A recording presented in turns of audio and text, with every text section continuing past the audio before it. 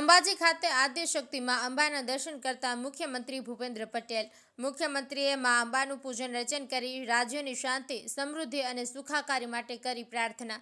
મુખ્યમંત્રી ભૂપેન્દ્ર પટેલે આદ્યશક્તિ ધામ અંબાજી ખાતે જગતજનની માં અંબાના દર્શન કરીને રાજ્યની શાંતિ, સમૃદ્ધિ અને સુખાકારી માટે પ્રાર્થના કરી હતી. મુખ્યમંત્રી ભગવાન બિરસા મુંડાની 150મી જન્મ જયંતિ અંતર્ગત ઉજવણી રહેલી જનજાતીય ગૌરવ યાત્રાનો પ્રારંભ કરાવવા અંબાજી પહોંચ્યા હતા અને યાત્રા પૂર્વે તેમણે અંબાજી મંદિર ખાતે ભક્તિભાવપૂર્વક પૂજન અર્ચન કર્યા હતા. વિધાનસભા અધ્યક્ષ શંકરભાઈ ચૌધરી અને રાજ્યમંત્રી પ્રવીણભાઈ માળી તથા અગ્રણીઓ અને અધિકારીઓ પણ આ અવસરે જોડાયા હતા. જયંતિભાઈ ઠક્કર, ન્યૂઝ 16 ગુજરાતી. રાજ્યની અંદર રાંચીથી લગભગ 50 કિલોમીટરના અંતરે એક નાનકડા ગામની અંદર આ મહામાનવ ભગવાન બિરસા મુંડાનો જન્મ થયો અને નાનપણથી જ એમના મા બાપે એમને જે સંસ્કારો આપ્યા, મોસાળની અંદર ભણવાનું થયું અને પ્રાથમિક શિક્ષણ પૂરું કર્યું અને એ પછી જર્મન મિશનરીની એક કોલેજની અંદર, સ્કૂલની અંદર એમને ભણવાનું થયું અને તે વખતે વટાળ પ્રવૃત્તિનું જે કામ ચાલતું હતું તેની સામે મનની અંદર વિચાર આવ્યો કે કેટલીક મિશનરીઓ જે કામ કરે છે તેની અંદર અભ્યાસના બદલે તેમને વટાળ પ્રવૃત્તિનું કામ વધારે ચાલી રહ્યું છે અને એ વખતે એમણે ધર્મ અને સંસ્કૃતિને બચાવવા માટે, અંધશ્રદ્ધાઓને દૂર કરવા માટે, વ્યસનોની અંદરથી મુક્ત થવા માટે અભ્યાસ પછી એમણે એક અભિયાન ચાલુ કર્યું અને પછી એક નાનકડા આશ્રમની સ્થાપના કરી અને આધ્યાત્મને સાથે જોડ્યું અને આજુબાજુના જનજાતિના પ્રજાજનોની અંદર તેમના ઉપર એટલો મોટો ભરોસો કે ધરતી આબા જે બોલે તે ઈશ્વર બોલ્યા છે. તેમને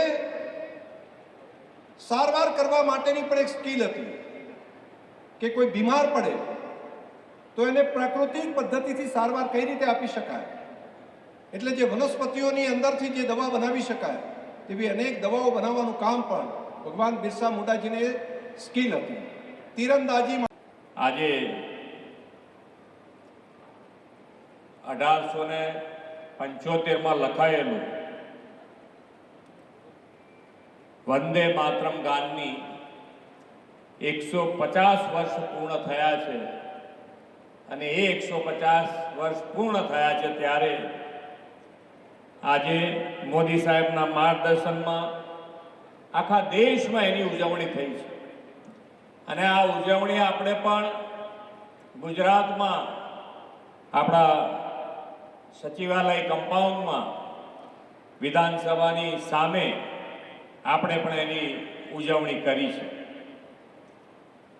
મા અંબાના ચરણોમાંથી આજે જે યાત્રા શરૂ થઈ રહી છે એવા આપણા ભગવાન બિરસા મુંડાની 150મી જન્મ જયંતિ પણ માન્ય વડાપ્રધાનશ્રીના માર્ગદર્શન અને નેતૃત્વમાં આખા દેશમાં ઉજવાઈ રહી છે. સાથે સાથે આ વખતે વિશ્વ નેતા અને યશસ્વી વડાપ્રધાન મોદી સાહેબના નેતૃત્વમાં આ વર્ષે રાષ્ટ્રીયતાના ગૌરવ ગાન માટેનું આખું વર્ષ છે અને એ વર્ષ હોય ત્યારે સરદાર પટેલની 150મી જન્મ જયંતિ પણ આજે ઉજવણી થઈ રહી છે આ વર્ષમાં. સાથે સાથે વાજપેયીની જન્મ શતાબ્દી અને બંધારણના અંગીકારના 75 વર્ષની પણ ઉજવણી થઈ રહી છે. ભગવાન બિરસા મુંડાએ દેશની આઝાદી માટે અબુઆ દિશોમ અબુઆ રાજ એટલે કે આપણો દેશ આપણો રાજનો મંત્ર આપ્યો. તેમણે અંગ્રેજોના અન્યાય સામે અવાજ ઉઠાવ્યો, સૌ આદિવાસીઓને એક કર્યા અને જળ, જમીન અને જંગલ માટે ઉલગુલાન સંઘર્ષની ક્રાંતિ આંદોલનની શરૂઆત કરાવી હતી. આઝાદીની લડતમાં અગ્રેસર રહેતા આદિવાસી બાંધવોને અમૃત કાળમાં ભારતની વિકાસ યાત્રામાં ભાગીદાર બનાવવાનું કામ આદરણીય વડાપ્રધાન શ્રી નરેન્દ્રભાઈ મોદીના નેતૃત્વમાં થઈ રહ્યું છે.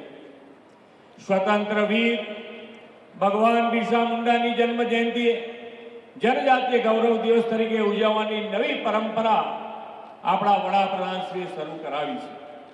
શ્રી મોદી સાહેબના 11 વર્ષના પ્રધાનમંત્રી તરીકેના કાર્યકાળમાં આપણે સૌએ જોયું છે કે જેને કોઈ પૂછતું નથી તેમને મોદી સાહેબે પૂજ્યા છે. વડાપ્રધાનશ્રીના માર્ગદર્શન અને નેતૃત્વમાં ગુજરાતમાં પાલ દળવાળમાં વીરાંજલી વન અને માનગઢમાં ગોવિંદ ગુરુ સહિત વન બનાવવામાં આવ્યું છે. આદિજાતિ સમાજની આસ્થાના કેન્દ્રો એવા દેવ મોગરા, શબરીધામ, પંપા સરોવર, ઉનાઈ માતા જેવા તીર્થ ક્ષેત્રના વિકાસ માટે પણ આપણે અનેક પગલાં ભર્યા છે. આદિજાતિ વિસ્તારને અન્ય વિસ્તારોની જેમ જ વિકસિત બનાવવા માટે 2007માં તેમણે વનબંધુ કલ્યાણ યોજનાની શરૂઆત કરાવી હતી.